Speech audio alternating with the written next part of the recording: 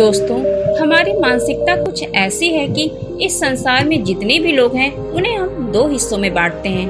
पहला अच्छे लोग और दूसरा बुरे लोग। पर हम कभी भी यह प्रश्न अपने आप से नहीं पूछते कि कोई व्यक्ति अच्छा या बुरा क्यों बन जाता है, क्योंकि आवश्यक सवाल यह नहीं कि हम अच्छे कैसे बने, बल्कि आवश्यक सवाल यह है कि हम इतने बुरे क्यों बन गए और हम बुरे काम को क्यों करते हैं। दोस्तों, अगर आप भी इन दोनों प्रश्नों के उत्तर आसान भाषा में जानना चाहते हैं तो आज की ये कहानी आप ही के लिए है। इस कहानी को अंत तक जरूर सुनिए। एक नगर में एक बहुत बड़ा शातिर चोर रहता था और उस चोर के बारे में जानते तो सब थे, पर आज तक उसे कोई पकड़ नहीं पाया था। उस चोर ने अपना पूरा जीवन चोरी करने में लगा दिया था। उसके पूरे नगर में और उसके आसपास के इलाकों में भी उसकी बराबरी का कोई चोर नहीं था। दोस्तों, मजे की बात तो यह है कि उस चोर का एक बेटा भी था, जिसे वह अपनी ही तरह एक शातिर चोर बनाना चाहता था। वह शातिर चोर अपने बेटे को हमेशा एक ही बात सिखाता था कि बेटा, कभी भी किसी साधु सन्यासी का उपदेश मत सुनना। अगर कोई तुमसे कुछ कहने भी लगे तो अपने कान बंद कर लो और वहाँ से भाग जाना। उस चोर का बेटा उसकी इस बात को बचपन से ही सुनता आ रहा था, जिसके कारण उसके मन में यह बात बैठ गई थी, क्योंकि उस लड़के का पूरा ध्यान चोरी करने पर ही था। इसलिए वह भी अपने पिता की तरह एक शातिर चोर बन जाता है। दोस्तों, हमारा ध्यान जिस चीज पर ज्यादा होता है हम उस चीज में माहिर हो जाते हैं। एक दिन वह चोर सोचता है कि छोटी मोटी चोरियां तो बहुत कर ली, क्यों ना आज राजा के महल में ही डाका डाला जाए। राजा के महल में चोरी करने के उद्देश्य से वह चोर महल की ओर चल पड़ता है। रास्ते में उसे कुछ लोगों की भीड़ नजर आती है।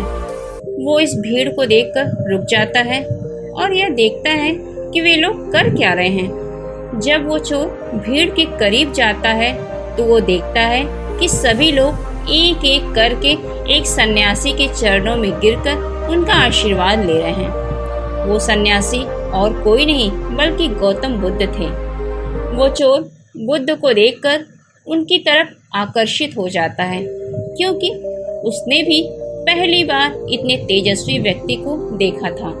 अचानक उसे अपने पिता की बात याद आ जाती है कि साधु सन्यासियों से दूर रहना चाहिए। एक बार को वह सोचता है कि वहां से चला जाए, लेकिन फिर उसके मन में एक प्रश्न उठता है कि पिताजी ऐसा क्यों कहते थे।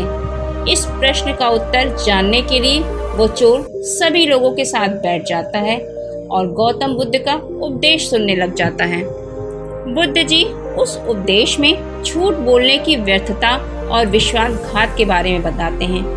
उपदेश के समाप्त होने के बाद वहाँ बैठे सभी लोग अपने अपने घर चले जाते हैं और वह चोर भी चोरी करने के लिए महल की ओर चल पड़ता है। रास्ते में चलते हुए चोर अपने मन में सोचता है कि क्यों न आज उपदेश में कही हुई बातों को मानकर ही देख लिया जाए। उसके बाद वो चोर महल की दीवार पर से कूदकर जाने की बजाय महल के द्वार से ही अंदर प्रवेश करने लग जाता है। ऐसा करते देख महल का द्वारपाल उसे रोकता है और उससे पूछता है कि कौन हो भाई और कहाँ जा रहे हो। वो चोर द्वारपाल से कहता है कि मैं एक चोर हूँ और अंदर चोरी करने के लिए जा रहा हूँ। उस चोर की बात सुन द्वारपाल सोचता है कि महल का कोई एक नौकर होगा और मुझसे मजाक कर रहा है। वैसे भी कोई चोर अपने आप को कभी चोर थोड़ी बताएगा। और वो द्वारपाल उस चोर को महल के अंदर जाने के लिए प्रवेश करने देता है। महल में प्रवेश करने के बाद चोर उस तिजोरी तक पहुंचता है जहां पर खजाना रखा हुआ था।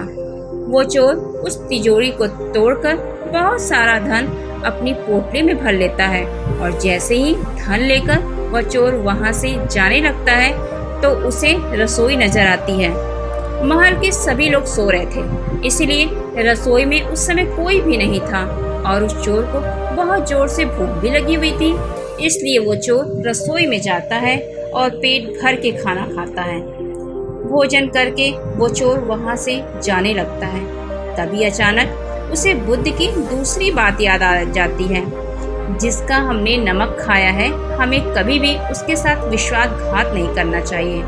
वो चोर मन ही मन सोचता है कि मैंने इस राजमहल वालों का नमक खाया हुआ है और अगर मैं इनके धन की चोरी करके ले जाऊंगा तो यह विश्वासघात ही होगा। इसलिए वह चोर उस धन को रसोई में ही छोड़कर जाने लग जाता है। ऐसा करते हुए उसे महल का एक व्यक्ति देखता है और वो शोर मचा देता है कि महल में चोर घुस आया हुआ है। राजा के सिपाही उस चोर को पकड़ लेते हैं और उसे राजा के पास ले जाते हैं और उसके बाद राजा उस चोर से पूछते हैं कि जब तुमने धन को चुरा ही लिया था तो तुम उसे छोड़कर क्यों जा रहे थे? वो चोर कहता है कि एक सन्यासी के उपदेश के कारण कि किसी के साथ विश्वासघात करना बुद्धिमत्ता नहीं है बल्कि मूर्खता है। जिसके भोजन को खाकर हमें जीवन मिला है उसके साथ हमें कभी भी विश्वासघात नहीं करना चाहिए। उस व्यक्ति की ऐसी बात सुनकर राजा प्रभावित हो जाता है और उस चोर से कहता है कि यदि तुम ऐसे उपदेश बचपन से ही सुनते आते तो तुम कभी भी चोर बनते ही ना। जाओ, मैं तुम्हें छोड़ता हूँ, लेकिन एक बात को हमेशा याद रखना कि सही संगत और सही उपदेश ही व्यक्ति का जीवन बदल देते हैं। दोस्तों, इस कहानी का उपदेश केवल आपको यह सिखाना ही नहीं कि आप किसी के साथ विश्वासघात न करें या झूठ न बोलें, बल्कि ये कहानी आपको सिखाना भी चाहती है। आप बुरे तब तक की हैं जब तक कि आप सही उपदेश सुनना और सही संगत करना शुरू नहीं कर देते। जो कल आपने गलत संगत करनी थी वही आज आपके दुखों का कारण है।